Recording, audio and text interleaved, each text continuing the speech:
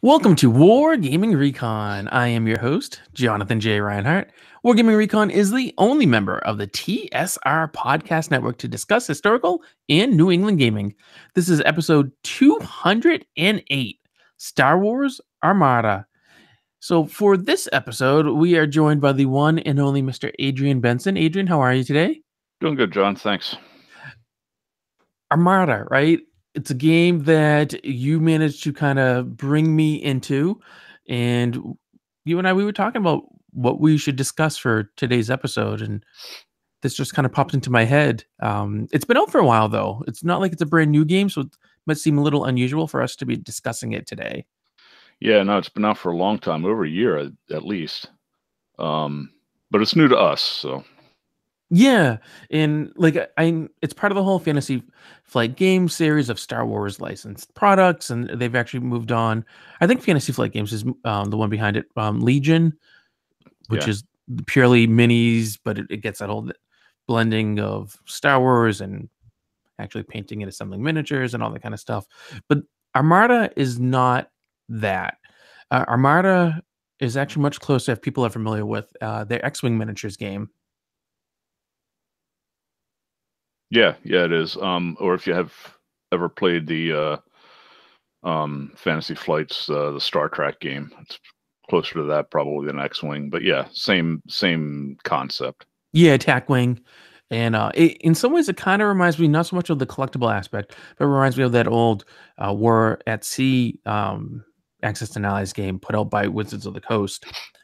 And the reason why I say that is, to me, it has a very beer and pretzels kind of feel to it. It's a very casual kind of game, not as involved as most naval games are. Because when you're talking about space combat, they tend to be treated as naval games, but just set in space.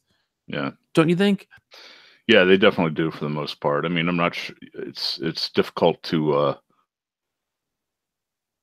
how do I want to say? It's difficult to capture like the 3D nature of space combat on the tabletop, I guess. Although a couple of the games from Ad Astra do that really pretty well. But yeah, I mean, any well, I shouldn't say any, but most space games are just World War I battleships, but in space. Yeah, like you look at Battlefleet Gothic, I think you kind of get that. The Babylon 5 game, that was Mongoose, I think, put that out. It's very much that kind of feel to it.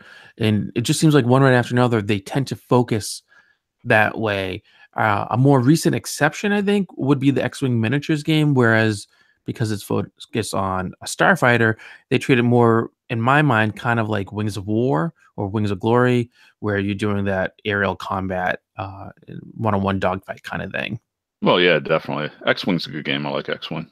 Yeah, X-Wing's a lot of fun, and I think one of the best things that you were able to say to me when we were getting together to play Armada was that it has a lot in common with X-Wing, but it actually diverges in some important ways.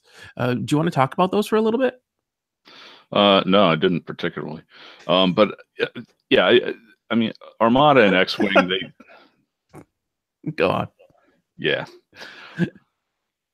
they're essentially the same game system. I mean, I like the way you maneuver the ships and everything. It's all the same. The way Armada kind of diverges from X-Wing, one of the big ways is that because it's capital ships and not a little fighter.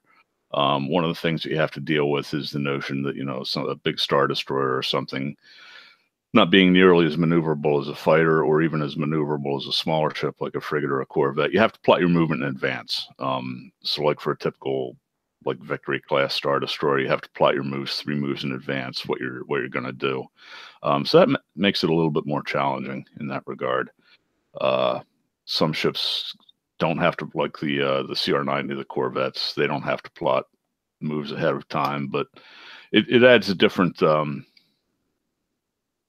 you got to think a little bit ahead. It adds more of a strategic bent to the game, I think, anyways. No, I agree with you because a lot of games out there that you play, especially if you're doing something more historical in nature, where you're doing land-based combat and things of that sort, you can react perhaps too quickly to things. So you see it unfold on the tabletop, and you're like, "Oh, I got to send this regiment here. I need these guys over here. I got to move the cavalry up. The artillery needs to shoot at this or that or whatever." And then your opponent's like, oh, they're shooting artillery here, so that means they're opening themselves up, and I'm going to come around and so forth. And you can't really do that with this, which is something that I absolutely like about it, but it's hard to get used to, or at least I found it difficult to get used to. I know that for anyone who's played, say, Wings of Glory, for example, or who's played X-Wing miniatures, because it's slightly different, you do have that where you have to plan one turn in advance. So you're like, oh, if I'm playing X-Wing, am I gonna move and am I gonna do like a hard? Do I want to do like a hard turn? Do I want to really concentrate on firing? Am I gonna do like a loop to loop, or like what am I gonna do? And obviously, you're not gonna do a loop to loop with a gigantic capital ship because it'd be like taking a battleship, be like, okay, let's do a 180 right on like a roller coaster or something, and you can't do that. But just having to be like, okay, so where are people going to be 2 turns out or 3 turns out? And like, Yeah. how does that play into the turn sequence? So I was actually greatly confused when we played the other day because I was looking at it, and when you plot out your turn, right, you have this dial. And so you literally go on each dial to point towards a symbol that you want to do that action for that turn. And so there's one where it gives you a bonus for maneuvering. You can move further for a turn, one way or the other, left or right, but it also allows you to change your speed. And I took that to mean I only move when you have it set to, what is it, maneuver? Would have it set to the Yeah. maneuver icon on the dial. So like I put that, I'm thinking I'm a Victory Star Destroyer. I just I got guns. I need to sit back and shoot because it's going to take a while for you to get to me. Once I start moving, I open up my rear, and bad things can happen because I don't have as good shields back there. Without realizing, oh wait, no, you move every single turn. Yeah, whether you plot maneuver or not. Yeah. And so like I ended up just going forward and forward. And I was going, what was it, speed 2? I think for that particular scenario we were doing. Yeah, well, the basic scenario, I think everybody starts at speed 2, but that might actually be the maximum speed for that ship. But whatever, yeah, yeah. And so I was like, oh, look at this. I'm going speedy. I'm zooming out. And I wasn't expecting it. So like I was actually plotting actions that didn't make sense to plot in the beginning because I was like, well, I'll sit back here. I got some fighters near me, so I'll get my TIE fighters to go and kind of do like a projector screen, and I can control them. And then I'm gonna want to shoot, so I'm gonna want a bonus to my shooting. And the next thing you know, oh wait, I'm probably gonna have to deal with some damage. So I'm gonna repair, and then I'll move. And I was like, oh wait a sec. No, that's not right at all. And like I totally third myself off. I think Yeah. for most of the game, it took a while to try to recover. Yeah, I mean, that's to be expected. It was the first time you'd ever played. It was only the third time I'd ever played, so still getting used to it. But no, it's a good game. I like the having to plan ahead the maneuvers for the larger ships. The other thing that can make a big difference is in the way you usually you'll have little fighters along with your capital ships, and it can be really important how you deploy those guys and how you use them as screens for the bigger ships. So there's probably, I don't know, there's probably more tactical depth to it than there is for X-Wing. I think I still might like X-Wing better just because of the fighter combat nature of it. I don't know, but both really good games. Yeah, in a lot of ways, this kind of actually feels to me like a board game that you play on a tabletop with minis, Yeah, as opposed to a real miniatures game. And you're not using actually any board or anything like that, but just like the way that you move and the way you respond, and the use of the templates and everything, it felt very formulaic, akin to something that you would get with a board game trying to replicate space combat, as opposed to a true miniatures game set in space. yeah, well, I guess I would agree with that. I mean, it's, I guess, not a miniatures game in the traditional sense. I mean, obviously it uses miniatures, but I don't know. It depends. It's kind of a loose definition anyway. What is a miniatures game? But Well, no, that's true. I've wondered though, and I don't know if you have any thoughts about this, but I wondered if they purposefully did this because you really get more of a blending nowadays. I think of board games and miniatures where like people will buy a board game, and there's more quote unquote miniatures and miniatures components in it than traditional board games where you would have, say, a cube, or you might just have a chit or things like that. And even with traditional hex and counter board games, they're moving away from actual counters and towards minis to yeah, some represent. are. Yeah, And so I think you get this fusion more now than ever before of these two types of games and these mediums and companies trying to blend them together. So I wasn't sure if like Fantasy Flight Games was trying to do that because it's popular, and really they are a board game company as opposed to a minis company. So this whole like Star Wars thing's kind of unusual for them, although they've had the license for a while. Yeah. It's a little surprising, I think. Yeah, I suppose it is. I mean, yeah, I don't know. I mean, it's clearly not what you call a traditional board game, since, like you said, you don't play it on a board. But I don't know. You got to look at the appeal too. It's like with the game, if the mechanics and everything were exactly the same, but instead of the miniatures, the ship models, and everything, you had two-dimensional, like typical die-cut counter ships on a flat plane. Would it have the same appeal that it does? Because it's hugely popular. Would it have the same appeal if it was just the traditional board game component? I don't. It wouldn't. I don't think it would. No, of course not. A lot of the talk, because like after we played, and we played with our buddy John, and I think he was really hoping that, whereas you played it a few times already, and that this was my first time, but like I'm a huge Star Wars nerd, that like you and I would be like, yay, let's buy into this pretty heavily, because he went like full hog on it, which really shocked me. Yeah, he bought Star Wars Armada stuff instead of paying his mortgage last month. So we go in the store, right? And he sat at this table in the back at Battleground, and it was great because he saved a spot for us. And I'm like, okay, so we're gonna play Armada, and I thought it's a core set that he got. And I'm like, okay, that's expensive enough. That's $100, right? yeah, And then he has all these totes next to him, these gigantic Rubbermaid storage bins, yeah, like under the bed storage. And I'm like, okay, maybe he painted things he's gonna show us, or something like that, or maybe it was other things. No, they were filled to the brim with Armada ships. And I yeah, was like, he literally just bought the core game like a week or two before that, and yeah. He hadn't had it very long. So oh, there it all went. yeah, he was all in. He hasn't bought literally everything yet, but he's got a lot of stuff. He's into it. So It's so unlike him too, which is really the odd thing, because anyone who knows him or plays with him, no matter how much he likes a game, if he's not the one who's initiated it, he's very tentative. So he'll be like, "Oh, okay. So what do you think I should use?" And then he kind of research it on his own, and then maybe he might buy like a unit or something, or yeah, like a ship, and yeah, that'll be like 6 months or 9 months down the road. Whereas like I go full hog, I buy everything, but I never assemble or paint anything. But like I've bought it all up front. He's the exact opposite. yeah. So like seeing that was quite an endorsement to me. But I think, like I love the game, but I think he was probably let down afterwards, thinking, oh, like you and I were gonna really go into it as much as he did. And I don't know about you, but like for me, there's definitely some hesitation. Uh Partly because of the crossover with X-Wing.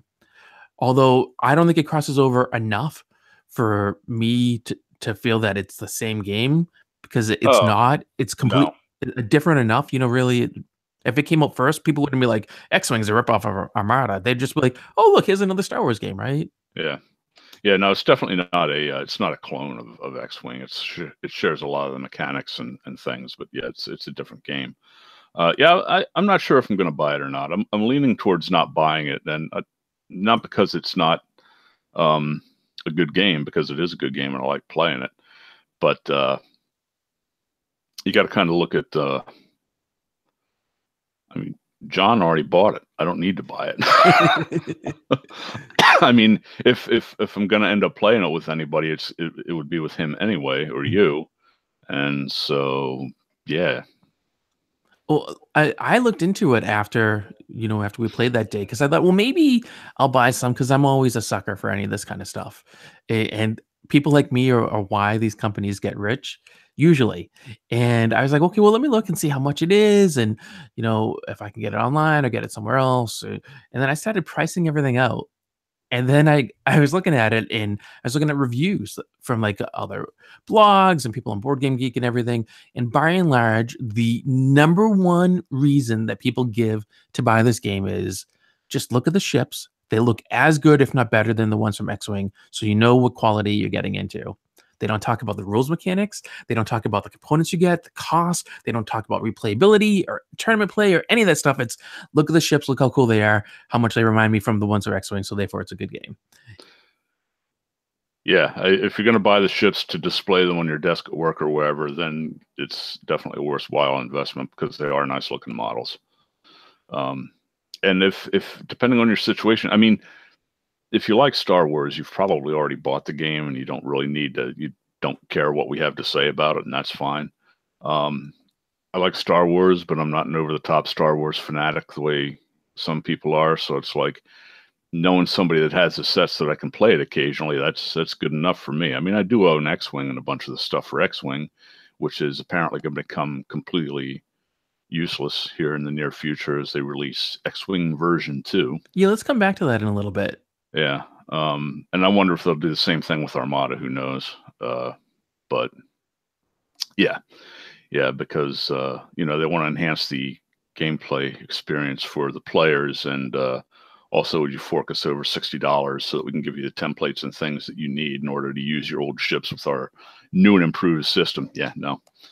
So The main thing holding me back from getting Armada isn't any problems with the rules or playability or any of that kind of stuff, because I think you're right. I think it's a very well done game. uh, I actually think I might prefer it to X-Wing.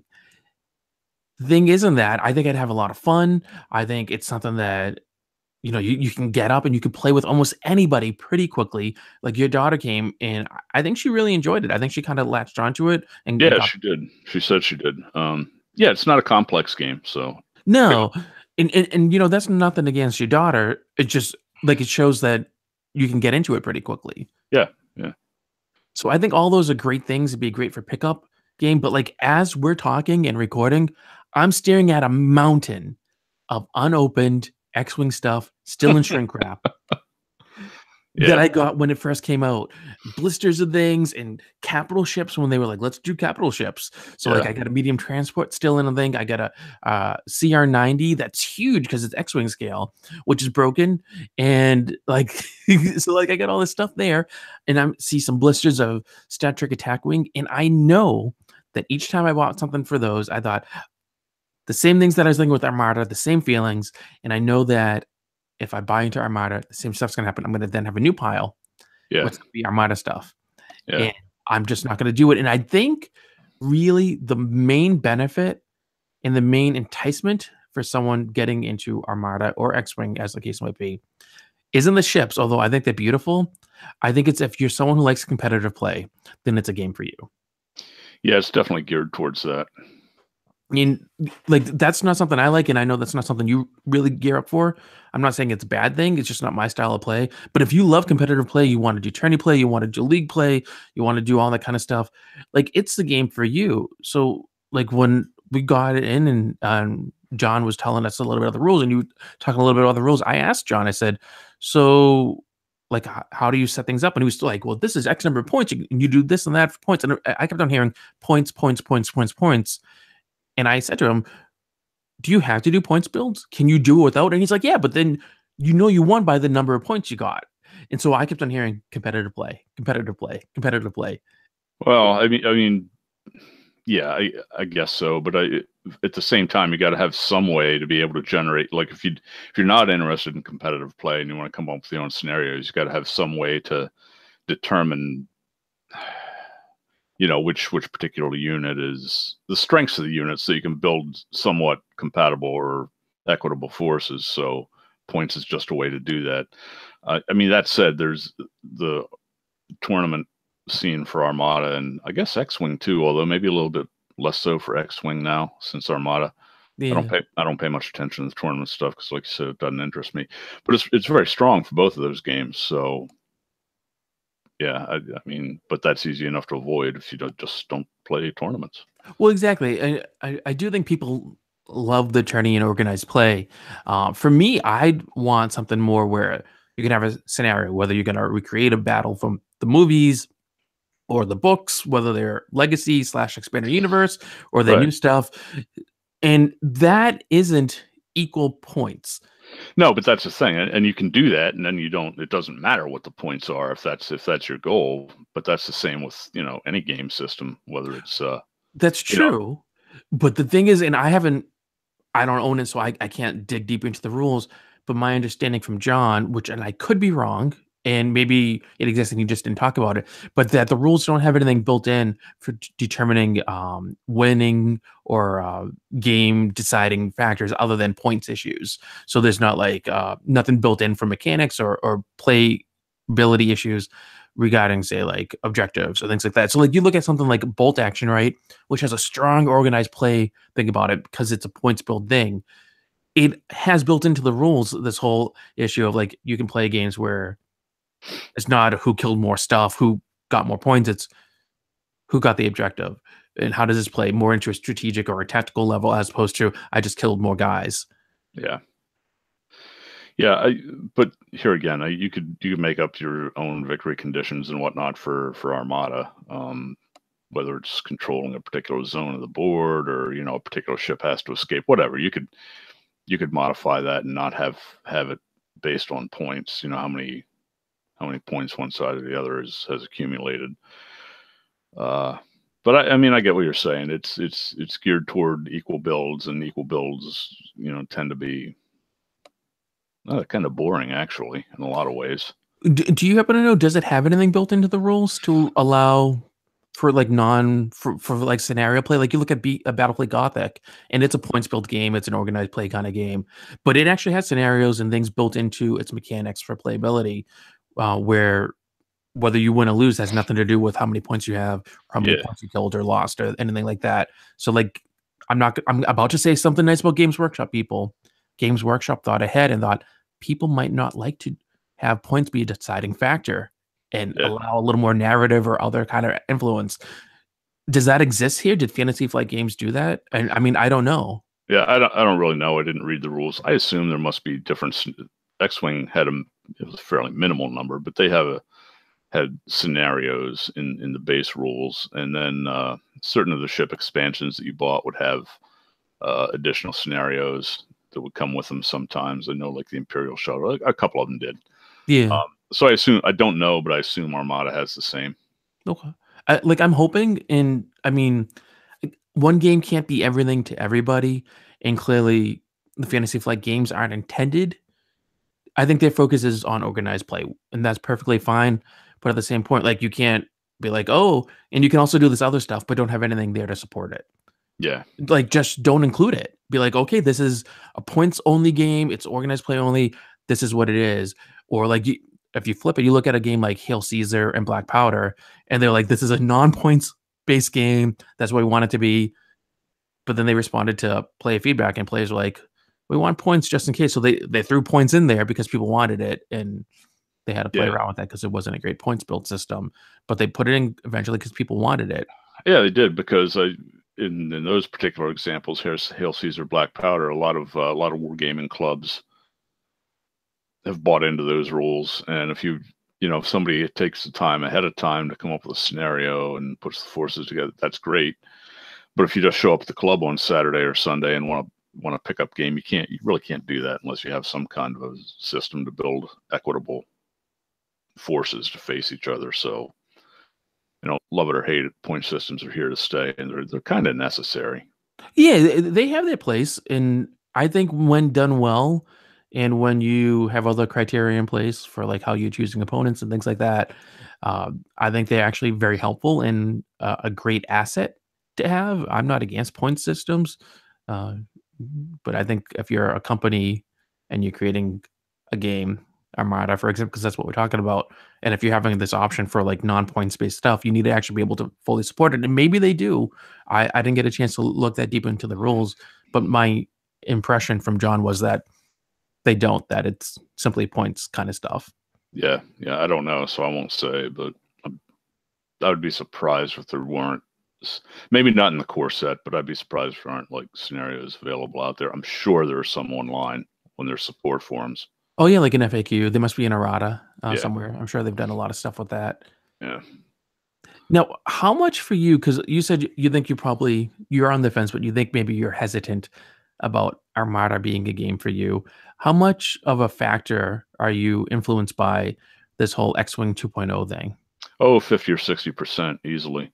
Because I can see it being a case. So, for example, in spite of the fact that they were some of the worst models I've ever seen in my life. I'm more of a Star Trek fan than a Star Wars fan, so I really got into Attack Wing, and then they just stopped. So, and now with X-Wing, which is a game that we haven't played it in a while, but we've played it, and it's fun. We enjoy it. We both put a fair amount of money into it, not nearly as much as a lot of folks.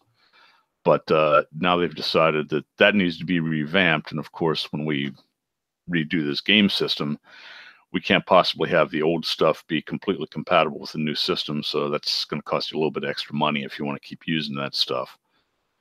So I'm obviously not going to pay for the upgrades there. And yeah, I'm a little bit afraid they'll do the same thing with Armada, because like I say, Armada's been out for a while now. We should have looked into that before we came on. I'm not sure how long it's been. It's over a year. It's easily over a year. Might even be 2 or 3. God, I don't know. We should have checked. But the point is, it's been out long enough that they might be starting to think, maybe we can get away with version 2 of this too. So yeah. And there's other factors. One is, like I said, if you know if it's a game like that, and you know someone who has all the stuff, and the only person you're ever likely to play that game with is that person, what am I gonna buy all the stuff for myself? And there's other stuff behind the scenes for me at work. Anyway, it's like, how much more of this stuff do I want to move when I end up moving here in the near future? So that's kind of a factor. So there's a lot of things going into it, but mostly John's got it. So if we're going to play it, I don't need to invest in it, and I don't trust them not to kind of screw me after I invest, $300-400 in the base set and some more models, for them to come out with a version 2 where, if you want to keep using the old stuff, you're going to have to pay us, I don't know, whatever it is for X-Wing, $70 or $80 for a conversion kit, so that your old stuff will work with the new system. So yeah, not buying it, I don't think. I'm going to do something I don't normally do, and I'm going to slightly defend Fantasy Flight Games for their conversion stuff for 2.0. My reason is something that I've read in one of the X-Wing groups on Facebook. And X-Wing came out in 2012. Armada came out 2015. So 3 years in between them. And so that means Armada's 3 years old now, right? Yeah. And 2.5 or something like that. One of the things I had read was that there was a lot of player response and observation of players, predominantly in organized play, of course, with X-Wing, where the designers and the company felt that they needed to make tweaks to kind of streamline stuff, make things a little more equitable, easier to play, easier to understand, so that way you don't have to rely on all these rules erratas and all this other stuff, or things that are only in certain expansions, so that they can kind of bring it all together and lower that bar of entry for people, which is a problem I think that a lot of gamers have when it comes to miniatures games, that you have such a high bar for both time, money, and everything to really get into it. It's really impossible for a lot of people, I think, to break into miniatures war games in particular. And I think that they wanted to avoid that with this, because when you look at sci-fi games, they tend to be more accessible. Overall, they tend to attract a younger audience. And I think Fantasy Flight Games saw that and felt like, that they have a lot of, I'm going to use the term bloat, that they had a lot of bloat going on with X-Wing, and that the only options that would be possible to them would be to pull a Disney and say, okay, all this stuff that happened before is in its own separate universe. It doesn't count, and we're not really doing anything with it. So therefore, you'd have to repurchase everything that you bought, but it would be like version 2.0 TIE Fighter, version 2.0 Millennium Falcon, version 2.0 CR90, or a cheaper way than doing that would be to have these conversion kits, which I believe have templates and things like that, that then allow you to use your original models, but with the new rules. But each conversion kit only allows, X number of templates and so forth, so that you do have to buy a certain number of multiples of them to cover your collection, depending how large it is. So you could be in for a large bank. I think it sucks, and it's not something that makes me happy. Like you, I'm kind of worried that Armada is only 3 years younger than X-Wing, and if they're doing this with X-Wing after, what is that, 5 years? Yeah. Does that mean in like 2 or 3 more years, are they going to do it with Armada? Or are they going to pull a Star Trek Attack Wing and just say, forget it, to one of these games, or both of them? Or I guess a lot depends on the license, and Disney's invested in the games going well, because anything that does well with the Star Wars IP, does well for Disney, and all that kind of stuff goes on? Or will Disney bring it in-house is another concern of mine. So like I agree with you. I am kind of concerned with Armada because of this whole 2.0 thing. I do think there's valid reasons for Fantasy Flight Games to do what they're doing. But like if I was more heavily involved with X-Wing instead of having my pile that I'm staring at, I would be so mad. I'd be like, wait, what do you make me do? And from what I understand, there seems to be a divide in the X-Wing community between those who are really more geared towards competitive play and organized play, who say, oh, this is great because I don't want to buy all new stuff so that I can stay competitive because they like 40 copies Yeah. of whatever so they can min-max things and power game my term. No judgment. And tourney play compared to those who maybe don't have as much and would want a more level playing field. I mean, like this way, we all have to buy in. So it's kind of like the Magic the Gathering thing, where if you've been playing for a long time, or if you have more money than God, you can just buy all the really great cards and then buy your way Yeah. to win all the time. Yeah. And if you're new, then you can't. So I think maybe there's some of that push pull going on here where they're trying to figure it out within the community. But I think like the designers in the company are like, okay, this is our two options here. And I think they chose what they felt probably was the fairer or more equitable of the two that would do the least amount of harm. I think both would harm and not be great. So I don't think it's a case of them choosing like a good option. I think it's a case of them choosing one that's not as bad as the other. Yeah, I suppose. I mean, I can all valid points, but as a non-tourney guy, um, yeah, I don't know. I'm not interested in throwing more money so I can keep playing a game that I've already paid for once. Which actually, if you look at it that way, it doesn't affect us because we can certainly keep playing what we have and be perfectly happy with it. But it's just if you want to use any of the new release stuff. But yeah, whatever. Well, yeah, I mean, it's kind of like people who just love playing, say, third edition 40K, who never go past AD&D, or who are just like Pathfinder people or whatever. So they're never going to play the new edition of D&D or any of the Yeah, spinoffs or whatever. And if you have a gaming community that's invested in that, that's great. I think we have that currently where people are like, okay, we'll just do what we do, and people are chill about it. But the problem is like if people start drifting away from the community, or you move, or there's a new influx of people, those new people aren't going to want to play that old stuff because they don't have it. They have yeah, the new, so there's going to be some sort of give going on there. But maybe that's more a case of something that has to be worked out at a local level as opposed to game wide. I mean, I don't know. yeah. I don't either, but I know I'm not buying Armada. I'm 90% sure of that. That I'm sure of. It's funny now that we talk about it. Despite my looking at this pile of X-wing, I think, well, how much would it cost me just to get a few things? Well, it's going to cost you at least $100. That's just for the core set. Well, if I use our Amazon affiliate link at wargamingrecon.com/Star Wars Armada, which you can also get to by going to our show notes at wargamingrecon.com/WR208. You'll find that link there. I think it's only on like $60 or $70 on Amazon. Oh, I mean, of course, if you have a great friendly local game store that meets all the criteria we've talked about in previous episodes, that supports you, supports the community, and so forth, then go there. But if you don't, or if you ever, you don't have a game store, if you have one that isn't good, then go online. So like $60 for that. And I mean, like places like the War Store and Miniature Market, they do a lot of business, and I think you get to shop around. So I could probably get away with like $150, $200, but I don't know if it's worth me spending that or not. But as I say this, I'm like, I'm interested in that slightly more than other options that I talked to you about looking into some more like GMT solo war games, or trying to expand the Red Dragon Inn collection that we have going on, because we play that a fair bit. Yeah, I like Red Dragon Inn. That's a great game. I would encourage you to look at some of the GMT options we were talking about, but that's just me. Well, I was looking at a Distant Plane, but it's out of print right now. And I actually heard that since it uses the whole coin setup of where it's unbalanced forces, it's counterinsurgency kind of stuff, Yeah. that one actually tends to be harder for people to get into who aren't used to that style of play, and that Cuba Libre is supposed to be easier. But I think that's also out of print. It Oh, might be, but I know the last time I was up at Hobby Bunker, they had on a distant plane, so they oh, may okay. still have it, but you can probably find it. Yeah, that's the problem with a lot of the GMT games. Unfortunately, they're great games, but they're in and out of print. So if you, yeah, if you see one that you want, you should probably pull the trigger on it and not wait.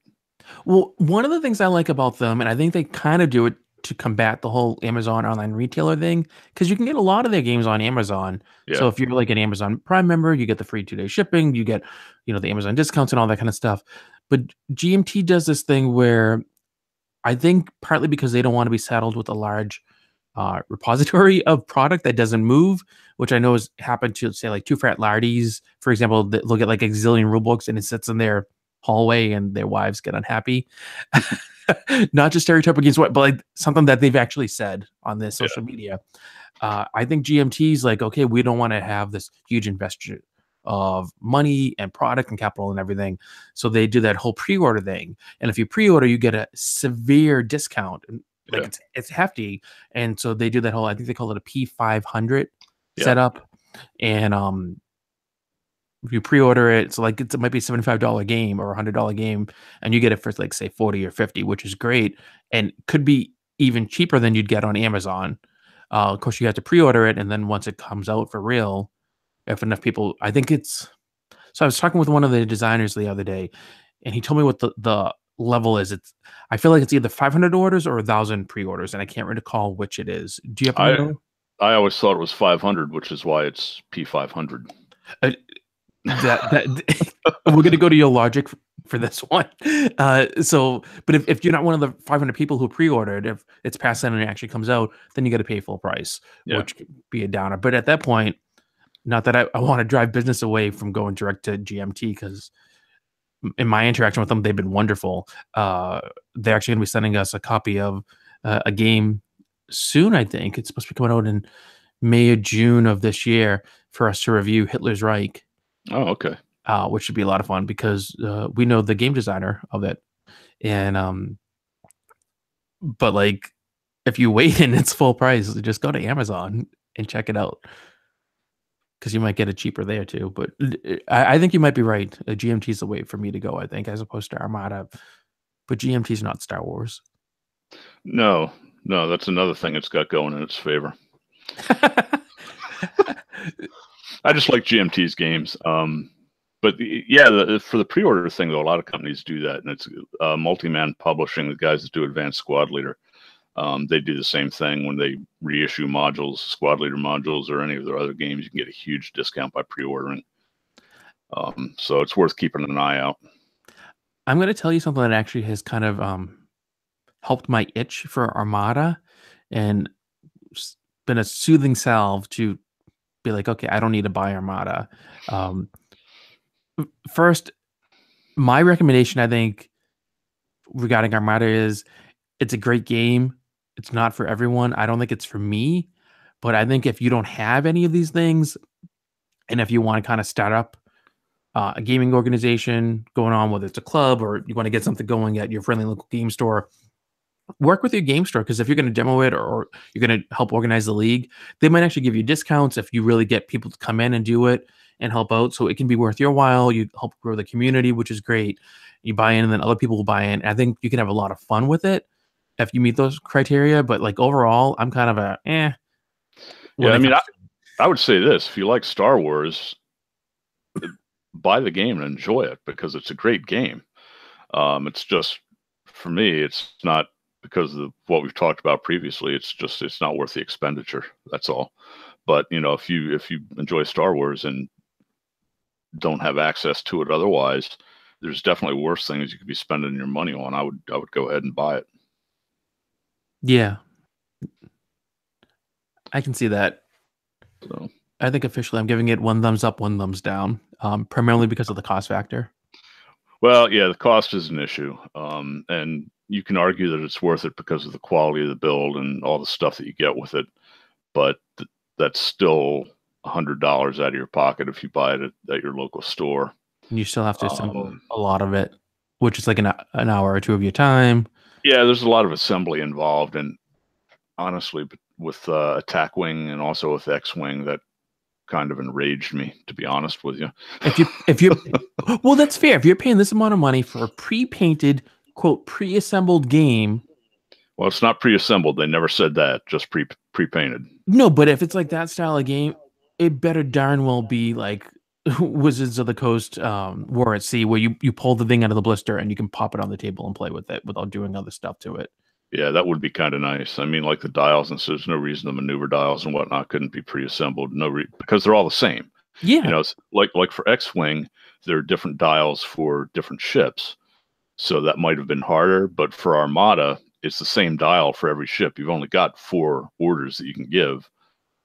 Just pre-assemble and you've even got to assemble the movement ruler in Armada. that is ridiculous. Just beyond So ridiculous. yeah, there's no need for that. So anyway, They point could have made a is, lot of more of it more modular, so to really minimize the assembly. And I don't know if they were coming up on their deadline or something at the last minute, and they're like, "We got to get it out," and this is the only way they could do it, or what it was, I don't know, cost saving or something. I have no idea, but I agree, it does not make me happy. So between maybe that with and the cost, that's why yeah, I'm lukewarm about it. yeah. I mean, compared to like painting miniatures, the assembly, it's nothing. But it's something you have to do, and it's like, it doesn't interest me. But like I said, I just want to emphasize it. For me, it's not worth the investment of money, but it is an awesome game, and I'll play it again every chance I get. Me personally, I'm not going to buy it. Yeah, But like I'd play it at a tourney, at a game day, at someone else's. Like if John wants to play it, I'll play it. oh yeah, yeah, So yeah, like, okay, sure, dig it out. You bring your stuff, which is another reason why I say that as someone who will carry like totes of minis, but like I don't want to carry 6 Rubbermaid containers full of Star Wars Armada stuff to go and play a game. yeah, Just because like they're bulky, not so much just the ships, but like the way they're done. So even if you unassemble part of it, it's not so great. And then I worry about breakage with things, and uh, I don't know. I have issues with that. That like I don't really encounter with X-wing, partly because it's smaller. yeah. It is. I mean, look at all the stuff we got to haul around to play bolt action, hauling around a couple of tubs with Star Wars miniatures in it. Well, of course, you don't haul those tubs around for bolt action, though, do you? That's me. But Well, hey, to be fair, I do have some terrain. I have my own figs. They're painted. okay, yeah, you do now. That's true. I forget about that. So Uh, like I have all like the Wargaming terrain stuff. I have some stuff from Crescent Route. I mean, it's not that beautiful church that you have, but that's okay. The mats, I get the trees, I get the hills and all the stuff to go up under the mats. I get a fair bit. I mean, not as much as you. We just tend to use your stuff. yeah, yeah. I mean, transporting the stuff to and from the store, that's not that big of an issue, though. I don't think. But No, but like eh, storing it at home and all that kind of stuff, finding room for it. It's a yeah, pain because there's this whole movement now for people to live in smaller places, to live more closely together in a more urban kind of setting, and yeah, suburban sprawl is the devil and all that kind of stuff. So generally, society in the Western world is kind of moving towards that, and that just means you don't have as much room for to store gigantic totes full of Star Wars Armada stuff or bolt action or whatever. yeah. That's not an issue either because I'm not part of that movement. But you're right. It is a concern. I mean, depending on you need room for anything. But anyway, beating a dead horse here. I'm not going to buy it, but if you like Star Wars and have the slightest interest in Star Wars combat, it's probably worth your money. So we had mentioned briefly about playing this at other conventions or GMT games, for example.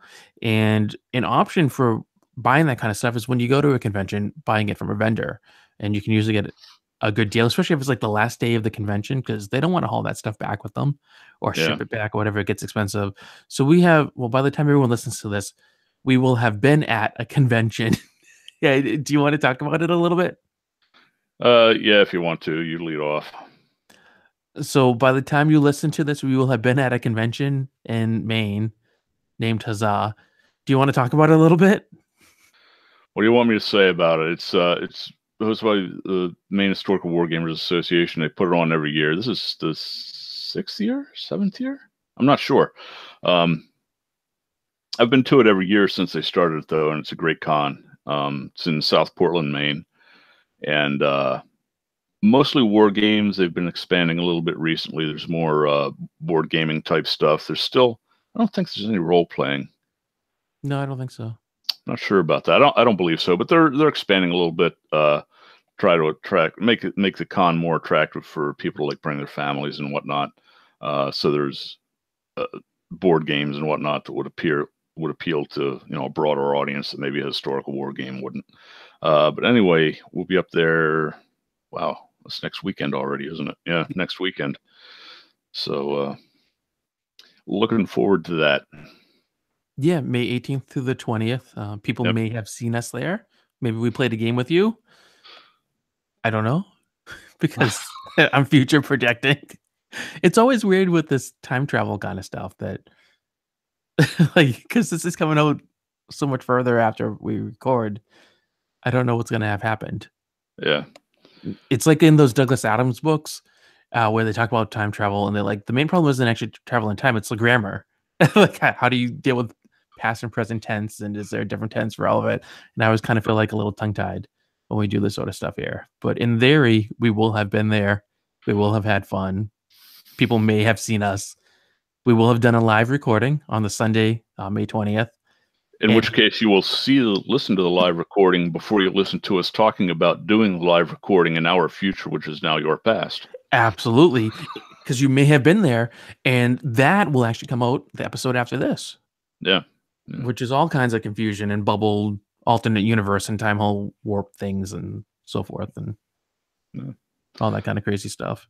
But it's interesting. Are there any particular games that you were really have excited that we had played in? I don't even remember what I'm signed up for because I don't know how to get into it. I was just going to say, I'm going to be honest with you and say that I do not remember all of the games I signed up for, except I am in a Fire and Fury game. And this is the brigade level, not the regimental Fire. And so the original Fire and Fury, it's miniatures for American Civil War. So I'm really looking forward to that. And that is the only one that I can remember that I signed up for. Aren't we in a Test of Honor game? Isn't somebody running Test of Honor on Mike Payne's Hang-I boards?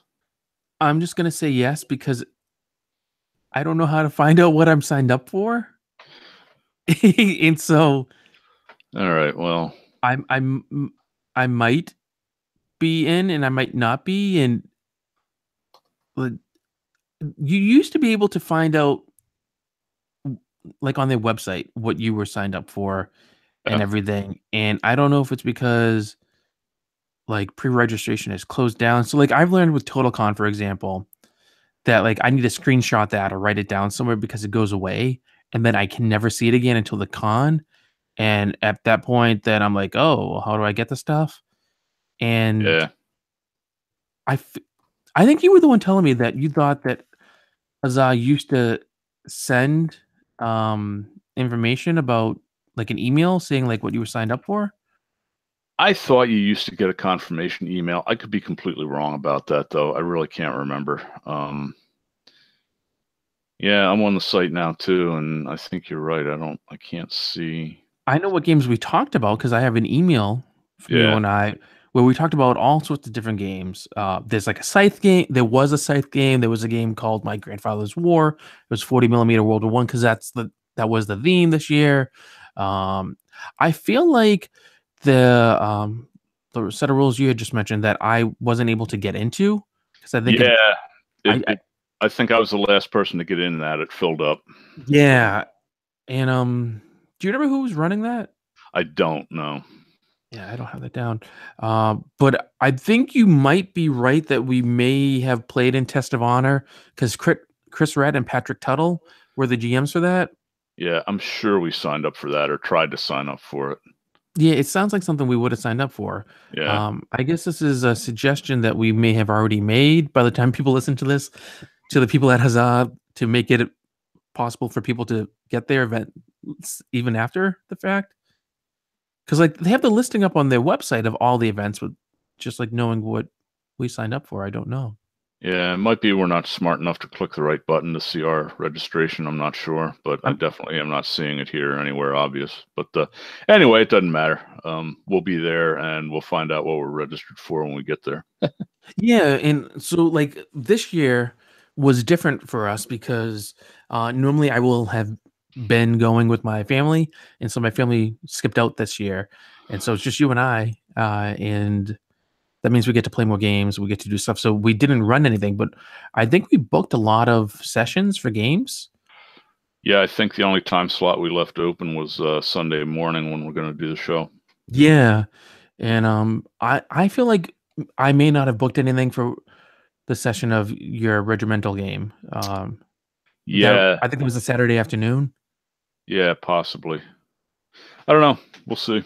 Yeah, so that may have been some free time for me to do the things one does when they have free time at a convention. I don't know, but I'm sure it will have been fun. I just recently learned that they have the designs all set for the t-shirts, and so the t-shirts looked really good. They were only $10, but apparently they might have sold out even if you pre-ordered them.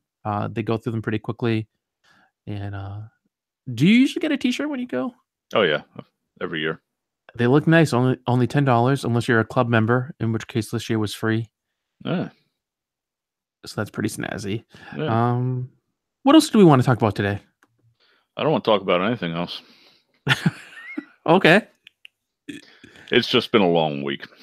Well, I'm sure the listeners were very happy to hear you because it's been a while. And Oh, bet a lot of them weren't. well, I'll tell you, I got some feedback. People had asked about you and they had hoped things were well and they were looking forward to you coming back. I honestly think people are just sick of hearing me talk. Oh, I can't imagine that. You sure? Because flattery will get you nowhere. See, you're supposed to be the deadpan one. You're not supposed to be having all that emotion in what you say. Oh, was that emotional? I didn't think that was particularly emotional, but For well, you, yeah. Well, okay, yeah. Yeah. No, I'm glad to be back. Yeah, man, it's been a long time since we've done a show together. I can't remember. it has I've the just it's everything has been crazy since middle of March. I mean, you know that. So yeah, life happens. yeah, it does. Because I the last one I'm looking back, the last one we did was at the end of January. One game to share, which was when we talked about one game we would share with another gamer, Oh wow. and then we were gonna do the one at TotalCon, the TotalCon live show crossover with the Myth Wits, Yep. and that had not happened. And so now we have this, and then we have the Huzzah episode, and then we'll see how things go with the rest of the year. But I'm actually really excited because not only are you here doing this one, but then we do have that Huzzah live show. Yep. So that'll be a lot of fun to do. And then after that, we get an episode that I think I'm more excited about this one than any other one that we've done so far this year. And that's the one where the people from Dwarven Forge are coming on.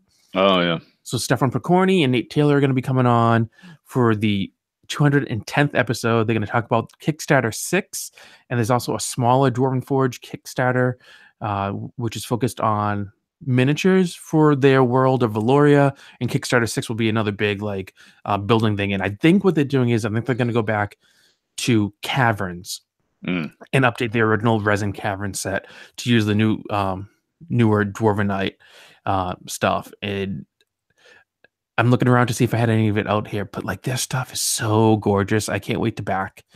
Although it's not cheap, but it is worth every penny and then some. Yeah. Yeah. And it'll just be neat because Stefan is a really interesting guy. He's very creative, has a lot of talent with that. And Nate has really good video and audio skills, so he does all the work on their videos for the Kickstarter. And he used to work for a company that did all that kind of stuff for people. And so just kind of see how they're blending all that together. And they have this whole team there that does other stuff. I think it's going to be a really interesting show. And one I'm hoping that you'll be on. I don't know if you're going to be able to or not, but it should be a lot of fun. If I can, I will be. So it should be neat. What else do we got to do? So we talked about Huzzah, we talked about Armada, and how I'm about it, but you think people should get it. Oh, hey, let's thank all of our Patreon backers, everyone over at the Wargaming Recon Army. And gotta say, the show wouldn't be here if it wasn't for you and the sponsors and all the listeners. So we get that going on. We do have all the things on our show notes, wargamingrecon.com/WR208. Adrian, what else have you been up to lately? You've been doing any painting or any other hobby stuff? I haven't touched a paint. Let's see, what is it? It's May. I haven't touched a paintbrush since February. Wow. That's a long time for you. Yeah, it is. I really haven't. I go in cycles like this. I haven't been in the mood for gaming stuff. That's why I've been kind of concentrating or trying to get people to concentrate on board games. That's why I was actually supposed to go down and play Bold Action with John tomorrow night.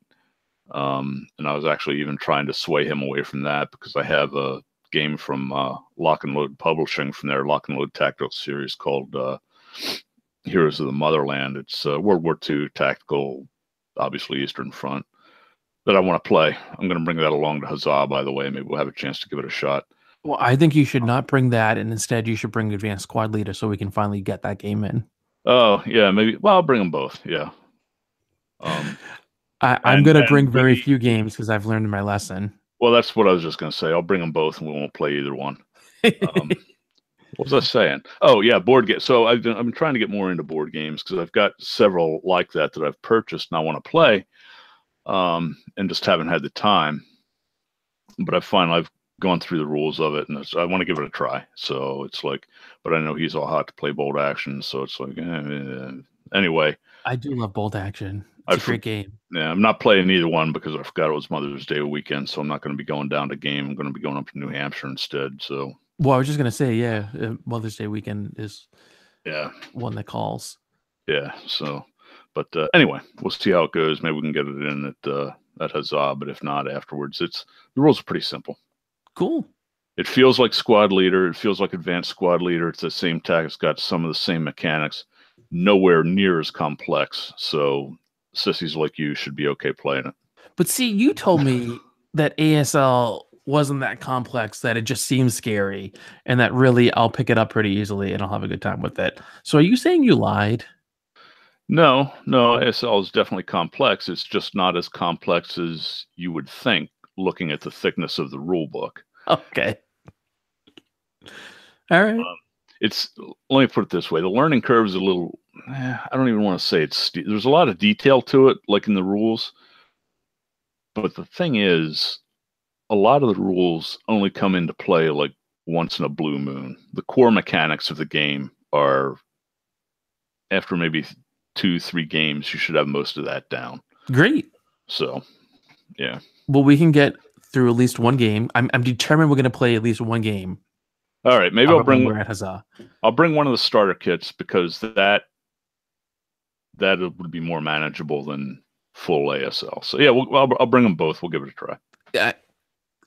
I'm absolutely whatever we need to do. I'm determined. I don't care if it's like. Well, I was gonna say if it was like 1 a.m, but you and I are both old men, or at least I feel like an old man, and I crash at like 8. But like I don't care if it's like middle of the day. Instead of going out for lunch, we'll get food brought in and like we'll find a table somewhere, find a floor and play on the floor in the hallway. Like I don't care. We'll just play a game of it. Yeah, we can give it a try. I'll bring them both and we'll see how it goes. I've been really. It's funny you mentioned about wanting to play more board games because I've been really just itching to play more 1775. And something about the game I can't get out of my head. I absolutely love that game, and I wish there were more games like it. There probably are. I'm just not maybe aware of them. Yeah. No, I enjoy that one too. I would play that. That one's one that's more fun with, like, if you have the full 4 people, it's definitely better than if it's just head to head. But yeah, I would play that anytime. True, and I really do want to pick up a GMT game. I know I won't have one in time to play there, but I also want to play because I got it for my birthday, so that's been a while ago. But people might not know I'm a big Bob Ross fan, which is kind of funny because I'm like as anti Bob Ross ethic as most people would think. I'm not chill. I don't have the fro. I'm not like let's be laid back and hang out in the woods and pet squirrels and things like that. But like I love the guy, and so my wife got me. There's a Bob Ross board game called The Art of the Chill, where you have to paint paintings in it, and like I really want to try this game. I think it'd be a lot of fun. I think it'd be very accessible, but of course I haven't read the rules or anything. But it looks pretty simple. That might be a problem for you with the GMT solo play games. You and you alone would have to read the rules. I can't see it happening. Well, so there's a thing because I had been looking into this and I was like, oh, I've heard that maybe some of them are kind of hard to break through. And that Cuba Libre is supposed to be the easier one to kind of start off with, that whole coin system. But I heard there's actually a lot of really good tutorials online, both written out playthrough kind of things, but also video tutorials. I don't know if they're on like the GMT site or if they're on Board Game Geek or if they're just on YouTube or what. But like seeing someone play, I think would be very beneficial, so that I can see that and then I could put the two together. Because I've heard one of the problems with these, not just GMT, but these GMT style solo games, is that the rules might say something, but it's not very clear on what that actually means in gameplay. So like if you have it out in front of you, it might say like you do X, Y, and Z, but it turns out like Y actually is a 40-step process, but maybe you actually only do 2 of those steps, but you don't know that you do those 2 steps. And when you get to them, it might be like flip, activate your whatever, and you're activating the whatever might mean you like flip your deck upside down and you put it in a different pile. But like they never actually say that. They're just like activate the whatever, and so there's no explanation of it anywhere. Yeah. And I don't know if that's true, but that's just some of the discussion that I've seen. But I'm told like watching an actual play video kind of helps with that, which is why I think it was great when Gangs of Rome came out. They released their 10-part tutorial video series because they're like, it's a completely kind of different style of play for skirmish games and all that kind of stuff. You might not be really familiar with it. This is how we play. Yeah. Because like the rules might not always translate well for people. And I don't know about you, but like I'll look at a set of rules and I hone in on like the one meaning that no one else picks up on. And I'll be like, one. well, and that's the thing. Sometimes it is, and sometimes it's not. But if it could go either way, but it might not be the way that the designer intended because they didn't write it properly. They didn't clearly specify it. And but sure, it's the problem is not that you didn't understand it properly. No, I'm the guy you want playtesting a game because I'm going to find out all the things that don't make sense and things that are wrong or potentially broken, and that then need to be fixed. Because I'm the one who gets people to write better. Because I'll be like, this doesn't make any sense. You need to rewrite this so it's more logical, that it flows better or whatever. And sometimes like game designers don't think that way. There's actually a whole series of articles out now. This whole program for writers who want to break into the game design market and to teach them how to properly write for games so that they don't fall peril to a lot of the pitfalls that game designers fall into. Because game designers are great at designing games. They're not always great at, conveying that information. Kind of like tech people are really great at tech, but they're not great at like usually conveying that tech language into what people who aren't tech people understand. So they might use terms or phrases that like a normal person will be like, what does that mean? And what it really means is like you're just connecting your machine to something. So it's the same thing, like the game designer is talking about all like the core mechanics and everything, and it makes sense to them because they're using their game designer brain. But like Joe Schmo off the street comes in and they're like, they don't have the game designer brain, so they don't really get it. So they need like a translator to kind of help them with the writing. So, and if you just have a writer talking with the game designer, sometimes things are lost in translation as well. So you kind of have to smooth it out. Yeah. I don't know. But anyway, that's a problem I've found with stuff. But you're right. I will have to do a little extra research because I was all excited. I was like, oh, I'll do a distant plane and I'll get that. And then I started seeing more and more stuff online where like, maybe that's not the one to start with. Like if you played a few of the games, it might be like all the reviews have been great. All the stuff I read, the editorials about it. And it's about a topic that normally wouldn't appeal to me, the whole like war in Afghanistan and everything, but like it sounds fascinating. Just like I think it would capture my interest for a really, really long time. Whereas you talk about Cuba and like the communist revolution and everything, and that does nothing for me. But like apparently I might have to slog through that to get into the whole coin system. But who knows? Maybe I'll love it. Maybe. Like there we go. And but they do have one coming out that I actually really, really am excited for. It's called Mr. President. And it's another solo game. And actually, it's only solo. You can't do multiplayer where you are the role of a U.S. president. And it's not the whole normal kind of politic game where you have to get elected to an office. It's you're elected. Now, what do you do? So it's a resource management thing where you never have enough resources to accomplish what you need to do. So you have to try to prioritize, get the appropriate things done without having too much blowback. And so you have to form deals with Congress and you have to have your constituents and the lobbyists and all that kind of stuff, just like now. But like, I think it's a wake up call for a lot of people who thinks like well, the president's the most powerful person ever, and we can do whatever, but like they really can't. So that's what I'm looking forward to. But I don't even know if that's out in pre-order yet. But I'm hopeful for it. Okay. Well, anyway, how can people stay up to date with you and see what's going on with you?